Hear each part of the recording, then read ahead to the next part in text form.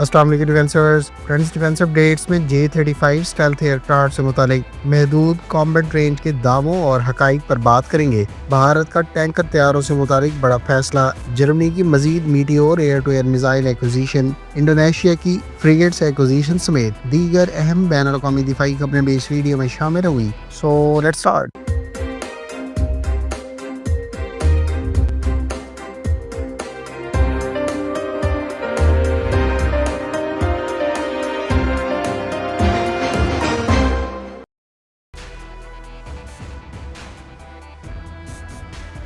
Friends, हाल ही में एक YouTube channel पर वायरल होने वाली वीडियो और कुछ इंडियन डिफेंस ऑब्जर्वर्स की जानिब से चीन के J-35 स्टेल्थ एयरक्राफ्ट से मुतालिक दावा किया गया है कि ये सिर्फ 7 मिनट तक ही फिजा में रहकर कॉम्बैट मिशन सर अंजाम दे सकता है। दरअसल ये मामला हाल ही में उस वक्त सामने आया जब दी चाइना ऑब्जर्वर नामी यूट्यूब चैनल की एक वीडियो वायरल हुई, जिसमें दावा किया गया कि चीन का नया stealth career based fighter jet J-35 सिर्फ 7 मिनट तक ही जंगी इलाके में रहकर ऑपरेशन सर अंजाम दे सकता है। जबकि इस वीडियो के मुताबिक तैयारा जब एयरक्राफ्ट कैरियर से उड़कर तकरीबन 900 किलोमीटर दूर कॉम्बैट जोन तक पहुंचता है तो इसके पास फ्लाई करने या फिर दुश्मन के तैयारों से मुकाबला करने के लिए सिर्फ 7 मिनट बचते हैं, और अगर इसे आफ्टर बर्नर इस्तेमाल करना पड़े या सुपरसोनिक रफ्तार से फ्लाई करना पड़े तो ये वक्त 3 मिनट से भी कम रह जाता है। इस दावे की बुनियाद दरअसल J-35 के छोटे फ्यूल टैंक और दरमियाने साइज के डिजाइन को बताया गया है, जिसे लॉन्ग नेवल मिशंस के लिए नाकाफी करार दिया गया है।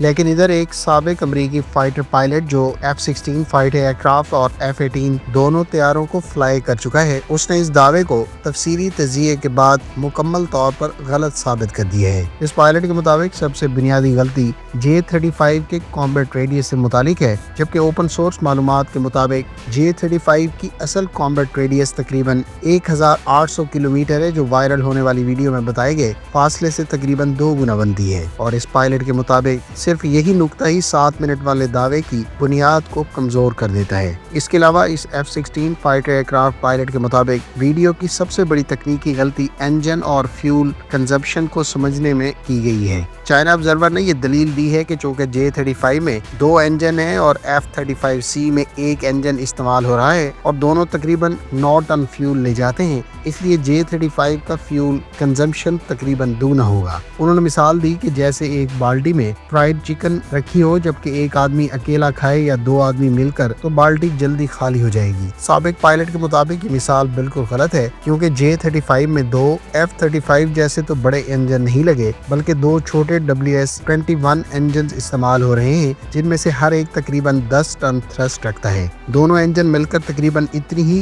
पावर जनरेट करते हैं जितनी F-35 का एक बड़ा इंजन प्रोड्यूस करता है। इसलिए 2 छोटे इंजनों का फ्यूल कंजप्शन एक बड़े इंजन से बिल्कुल मुख्तलिफ अंदाज में होता है और इसे सीधा दुगना नहीं कहा जा सकता। इस साबिक अमरीकी पायलट ने अपने पर्सनल फ्लाइंग एक्सपीरियंस से इस दावे को भी रद्द किया है, जबकि उनके मुताबिक जब वो सिंगल इंजन F-16 और ट्विन इंजन F-18 का मुवाजना करता है तो ऑन स्टेशन टाइम में फर्क सिर्फ चंद मिनट का होता था, मसलन 30 मिनट के मुकाबले में 34 मिनट, ना कि ऐसा कि एक तैयारा घंटों रहे और दूसरा चंद मिनट में वापस चला जाए। इसका मतलब ये है कि ट्विन इंजन होने का मतलब ये नहीं कि फ्यूल अचानक 2 गुना रफ्तार से खत्म हो जाएगा। इसके अलावा इस पायलट के मुताबिक इस वायरल होने वाली वीडियो में ट्विन इंजन तैयारों के सबसे बड़े फायदे को मुकम्मल तौर पर नजरअंदाज कर दिया गया है, खास तौर पर कैरियर बेस्ड ऑपरेशंस में। समंदर पर सैकड़ों किलोमीटर दूर प्रवास के दौरान अगर सिंगल इंजन तैयारे का इंजन फेल हो जाए, पायलट के पास बचने के इम्कानात ना होने के बराबर रह जाते हैं, जबकि ट्विन इंजन तैयारे में अगर एक इंजन खराब भी हो जाए तो पायलट दूसरे इंजन पर वापस कैरियर तक पहुंच सकता है। यही वजह है कि अमेरिकी नेवी की तारीख में F-14 टॉमकैट और F-18 हॉर्नेट जैसे तैयारों का इस्तेमाल किया, जो दरअसल ट्विन इंजन तैयारे थे जो इनको कैरियर ऑपरेशंस के लिए तरजीह बनाते थे। साबिक अमरीकी पायलट ने यह भी तस्लीम किया कि J-35 प्रोग्राम में मसाइल जरूर हो सकते हैं, जैसा कि हर जदीद फाइटर प्रोग्राम में होते हैं, लेकिन ये मसाइल फ्यूल या फ्लाइट टाइम से मुतालिक नहीं, बल्कि ज्यादातर avionics, sensor fusion, electronic warfare और मजमूई जंगी सलाहियत जैसे अंदरूनी सिस्टम से जुड़े हो सकते हैं, जिनका अंदाजा बाहर से लगाना मुमकिन नहीं। چین پہلے ہی J-35 کے کامیاب کیریئر لانچ اور ریکوری ٹیسٹ کر چکا ہے، جبکہ یہ طیارہ پروڈکشن لائن میں بھی نظر آ رہا ہے۔ جبکہ ادھر پاکستان کی جانب سے بھی اس طیارے میں دلچسپی سامنے آ چکی ہے، جہاں پاک فضائیہ کی جانب سے 40 طیاروں کی ممکنہ خریداری کی بھی بات کی جا رہی ہے۔ یہاں یہ بات قابل ذکر ہے کہ انڈین آبزرورز کی جانب سے J-35 کے نیول ورژن پر WS-19 انجن کے استعمال کے دعوے کیے جا رہے ہیں، جو سراسر غلط ہے، کیونکہ چین کے J-35 کے کیریئر بیسڈ ورژن پر WS-21 جبکہ ایئر فورس ورژن یعنی J-35A پر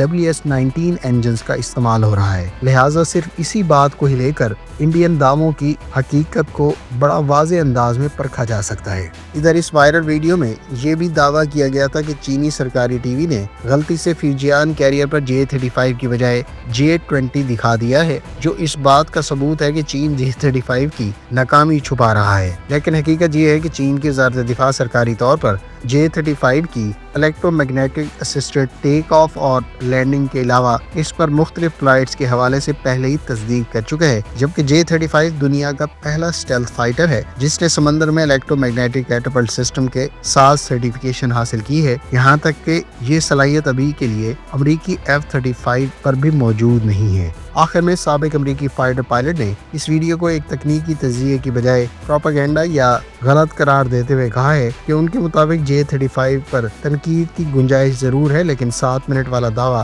حقیقت سے بہت دور ہے۔ یہ دلیل بنیادی انجینئرنگ اور فائٹر آپریشنز کی غلط سمجھ پر کھڑی ہے، اور اس کا مقصد تجزیہ نہیں بلکہ J-35 کو بدنام کرنا زیادہ لگتا ہے۔ آپ کی اس دعوے اور اس سے متعلق حقائق کے ساتھ ساتھ J-35 کی کیپیبلٹی سے متعلق کیا اوپینین ہے، کمنٹ باکس میں اپنی رائے کا اظہار ضرور کریں۔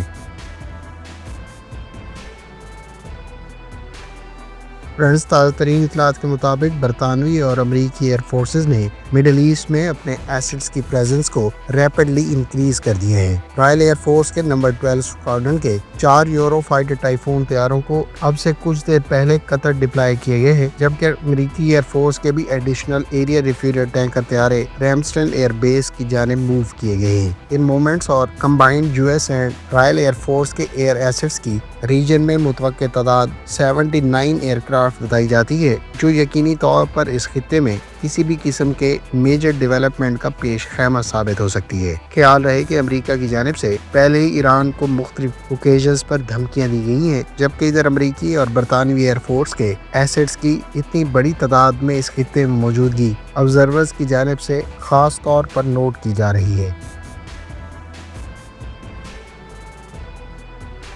بھارتی حکومت کی جانب سے تقریباً $1.1 ارب کی لاگت سے انڈین ایئر فورس کے لیے بوئنگ کے 767 ٹینکر طیاروں کی ایکوزیشن کی ابتدائی منظوری دے دی گئی ہے۔ انڈین منسٹری آف ڈیفنس کی جانب سے حال ہی میں 6 بوئنگ کے 767 پر based multi role aerial refueller tanker طیاروں کی منظوری دی گئی ہے، جو انڈین ایئر فورس کے ایکسٹینڈڈ آپریشنل رینج اور انڈیورنس کے لیے ایکوائر کیے جائیں گے۔ خیال رہے کہ بھارت کافی عرصے سے اپنی ایئر فورس کے لیے ایریل ریفیولر ٹینکر طیاروں کی ریکوائرمنٹ رکھتا ہے، اور اس وقت انڈین ایئر فورس غالباً 4 IL-78 multi role tanker transport طیاروں کا استعمال کر رہی ہے، تاہم اس کے بڑھتے فلیٹ کی ریکوائرمنٹ کے پیش نظر مزید ایریل ریفیولر ٹینکر طیاروں کی ایکوزیشن آنے والے چند ماہ میں متوقع ہے۔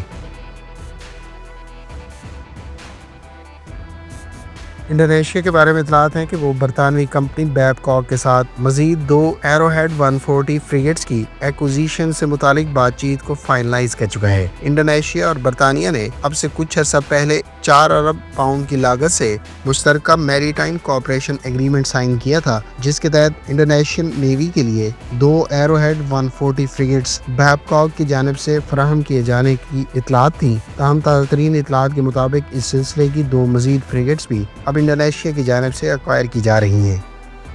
فرینڈز، یہ تھیں آج کی ڈیفنس اپڈیٹس۔ امید ہے اس ویڈیو سے آپ کی معلومات میں اضافہ ہوگا۔ ملتے ہیں نیکسٹ ویڈیو کے ساتھ، اپنی دعاؤں میں یاد رکھیے گا۔ اللہ حافظ۔ پاکستان زندہ باد۔